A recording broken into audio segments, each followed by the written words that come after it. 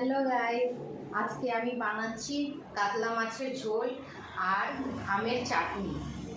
তারপরে বানাবো মাছের তেল দিয়ে বেগুন দিয়ে চচ্চড়ি।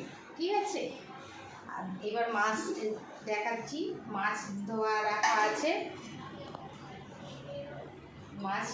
এবার মাছটাকে ছাড়বো।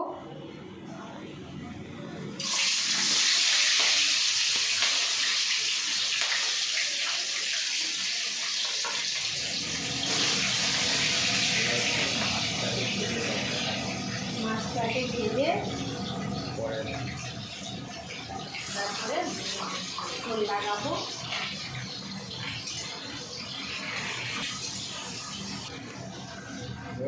এবার আলু, মাছ ভাজা হয়ে গেছে। এবার আলু দিয়ে দিলাম। আলুটা ভেজে একটুখানি নাড়াচাড়া করে তেজপাতা দেব। তেজপাতা দেওয়ার পরে দুটো শুকনো লঙ্কা দেব। শুকনো লঙ্কা দেওয়ার পরে একটু ভেজে নিচ্ছি। আলুটাকে একটু ভেজে দিতে হবে। এইদিকে আমি চাটনি বসিয়ে দেব।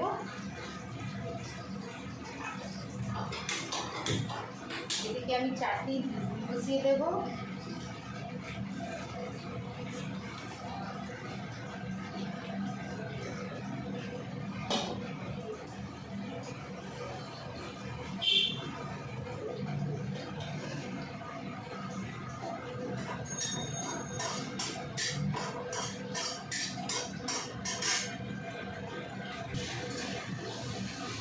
এবার আমি আলুতে একটু হলুদ দিয়ে দিলাম।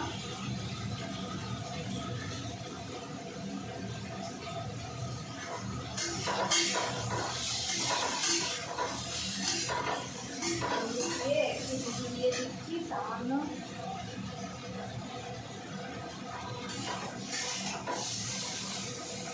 এদিকে পেঁয়াজটা ভাজা হবে, লাল করে ভাজা হয়ে গেলে পরে মশলা দেব।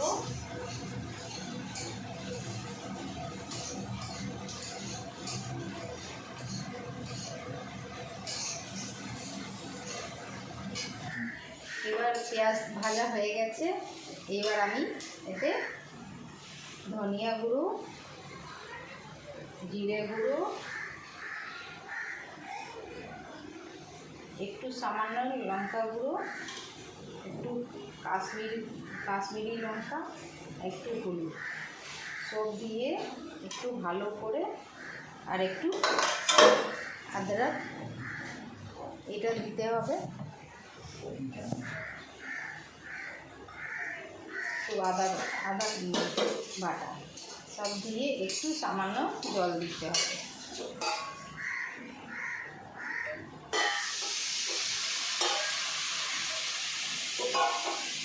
জল দিয়ে এটাকে ভালো করে কষে নিতে হবে।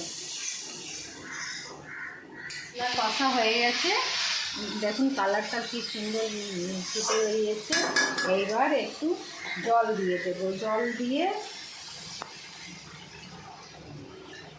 দিয়ে দিলাম। এবার চাটনিটাও হয়ে গেছে।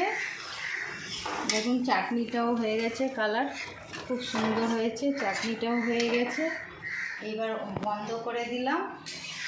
এবার মাছের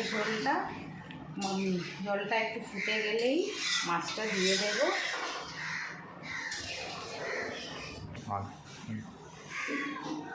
এবার আমার মশলা কষানো হয়ে গেছে, জল দিয়ে দিলাম। তারপরে এখন মাছ দিয়ে দিচ্ছি। মাছগুলো দিয়ে দিতে হবে।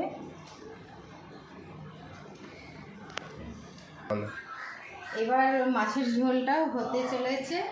মাছের ঝোলটা ফুটছে। এবার আমি এদিকে মাছের তেল দিয়ে চচ্চড়ি বানাবো। কালো জিরের ফোড়ন দিলাম। কালো জিরে ফোড়ন দেওয়ার পরে কাঁচা লঙ্কা দিয়ে দিচ্ছি।